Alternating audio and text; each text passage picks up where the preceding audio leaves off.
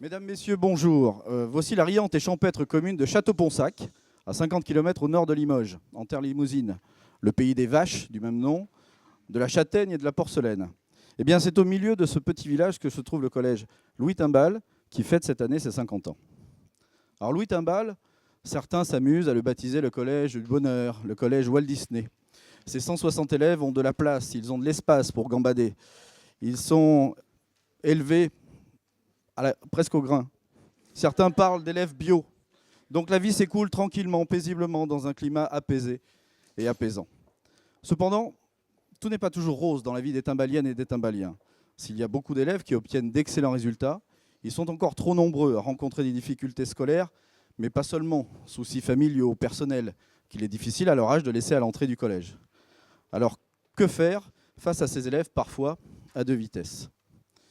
Nous avons réfléchi, et si le bien-être, si l'estime de soi, le sentiment d'appartenance, la solidarité devenaient finalement nos premières priorités?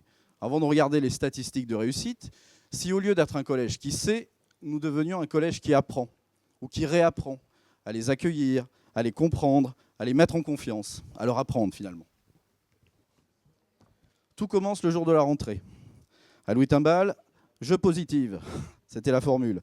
2 journées entières pour d'abord accueillir les humains, avant de s'occuper de collégiens.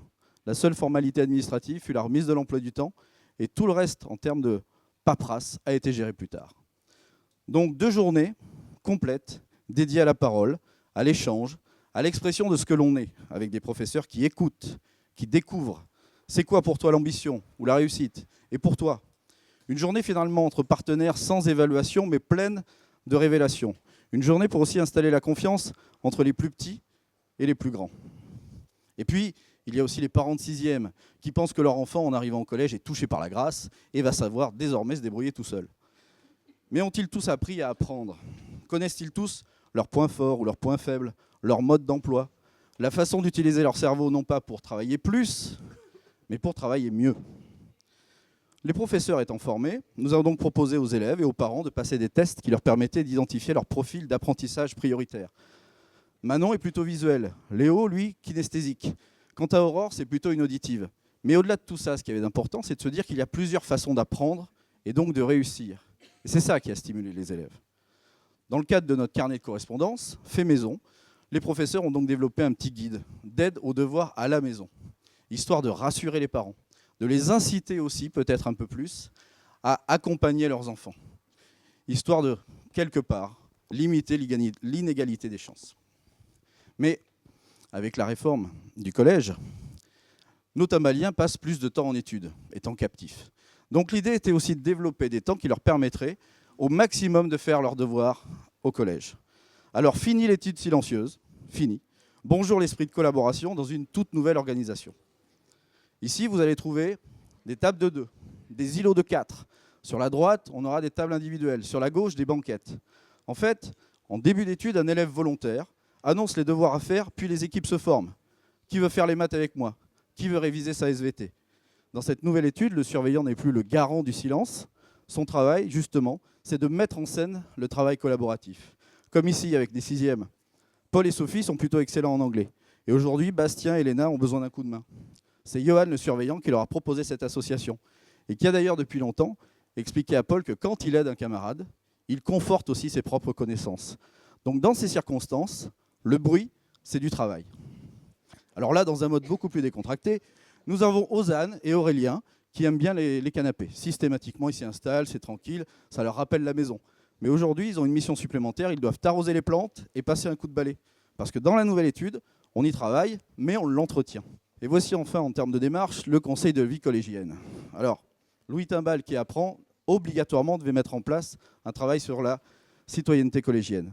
Et depuis 4 ans, le CVC, élu par scrutin de liste, au suffrage universel direct, avec des taux de participation qui feraient pâlir de jalousie bien des républiques bananières.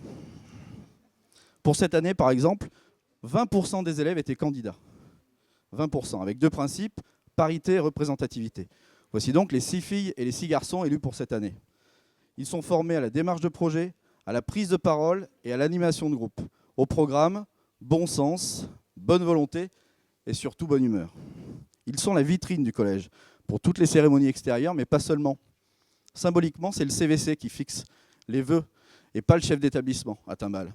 Et ça leur permet de passer un message, comme cette carte 2016 après les attentats de Paris. Après les élections, qui se déroulent en octobre, le CVC réunit tous les Timbaliens pour une journée citoyenne, dont l'objectif est de fixer la ligne de toutes les actions pour l'année à suivre.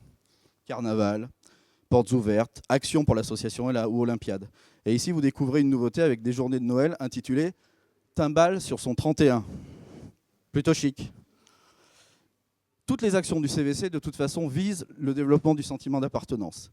Il y en a une qui est devenue emblématique, le carnaval, depuis 4 ans, mais qui, au-delà d'être un simple moment d'expression, nous permet aussi de mesurer l'évolution de nos élèves, de nos jeunes, d'une année sur l'autre. Finalement, l'action du CVC, c'est toujours d'essayer de répondre aux besoins des élèves pour les élèves, comme avec, par exemple, ces t-shirts et ces sweats qui développent aussi ce sentiment d'appartenance. Donc l'idée, c'est que parfois ça marche, d'autres fois ça peut rater, mais ils n'ont pas peur d'agir car tromper fait aussi partie de la démarche. Et ils ont appris que pour eux, l'engagement commence surtout par la volonté d'essayer. Nous voici donc au terme de cette présentation. Je tiens à remercier Claire et Johan du collège ici présents. Merci surtout à toutes les Timbaliennes et à tous les Timbaliens qui au quotidien nous donnent envie de travailler avec eux. Merci beaucoup à l'équipe Cardi de Limoges pour son soutien. Un salut aussi à toutes les équipes de Limoges qui sont présentes des autres établissements. Je suis Fabrice Laurentier, le principal du collège Louis Timbal, et je vous remercie de votre attention.